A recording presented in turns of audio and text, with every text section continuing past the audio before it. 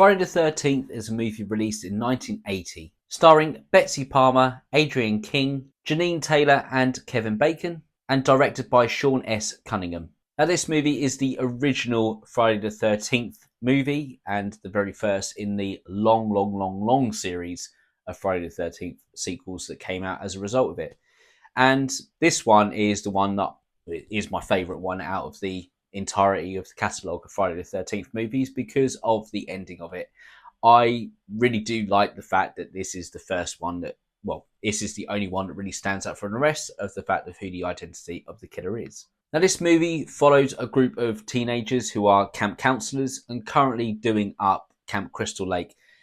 It's an old abandoned camp that essentially is, crumbled away as a result of some incidents that have happened in the past. These camp counselors, they don't realise that whilst they are doing this, they are being stalked and killed by an unknown assailant. And the whole sort of movie is driven around that plot. Just a simple plot of a group of teenagers being hunted down and killed while they're going about their business. Now, the opening of this movie is absolutely superb and quite clearly influenced by Halloween.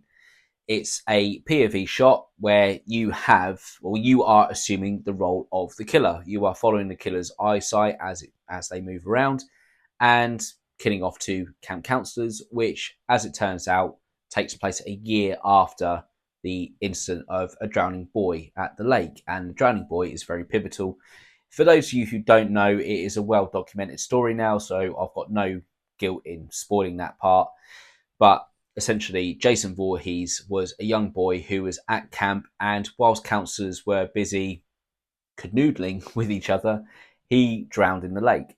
And essentially, there's been a lot of blame levied at those counsellors for allowing that to happen. We learn about that story more towards the end of this movie, but yeah, effectively, it does sort of demonstrate the killer's intent at the very beginning of the movie and introduces us to the dangers that are lurking in and around that area very effectively.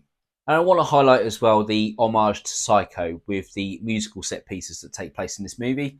Very similar to the Psycho main theme that take place, and it does give you that sense of urgency and desperation that seems to be just exuded from the character that's being chased at the time, and it always seems to sort of take effect when, or come into play when there isn't a character that's being chased down by the killer. And the final sequence of this movie is absolutely fantastic. I do love it. I love the bodies sort of just being left to be discovered by somebody, but not just laying on the floor, but set up to sort of unfold as someone opens a door, or just sort of like unfurl as someone sort of like, walks into a room. It is great. I think Kevin Bacon is impaled on the back of a door. That's quality. And it doesn't really stop. So you have the last sort of surviving counsellor. She discovers all of the bodies there, and then she discovers the identity of the killer after learning about the backstory of why these killings are taking place. And then just when you think it's all over, it's not. There is a final jump scare in this movie just to really sort of bring home the horror element to it and round it off quite nicely. But I do have an issue with that particular jump scare because for me, it is a complete tonal shift in the movie. What we have going, well, from that point is we have quite a realistic movie with regards to a killer of this earth, this world, going about and taking their revenge on these other counsellors.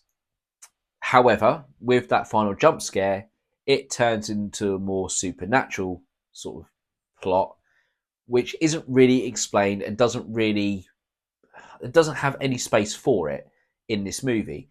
If they'd have waited for the sequel to do that, then that would have made a little bit more sense because it's not a sudden tonal shift in the same movie. But for this, it is quite jarring and does just leave you a bit confused at the end of it. So with that last little gripe that I have, as well as the fact it doesn't really take any time to flesh out the characters, flesh out the counsellors before they get killed off, so you don't really feel their deaths as being significant. The effects are very good in this movie, and it is quite a simple story to follow and quite an easy one to sort of keep track of. So overall, I had a good time with this movie. A few things that bugged me about it, but 3 stars from me. So that's my review of Friday the 13th. Have you guys seen it? What did you guys think about it? Whatever you guys thought, please pop it in the comment section below. As always, thank you very much for watching this video. I'll be back with another one shortly. But until then, you guys take it easy, and I'll catch you on the next one.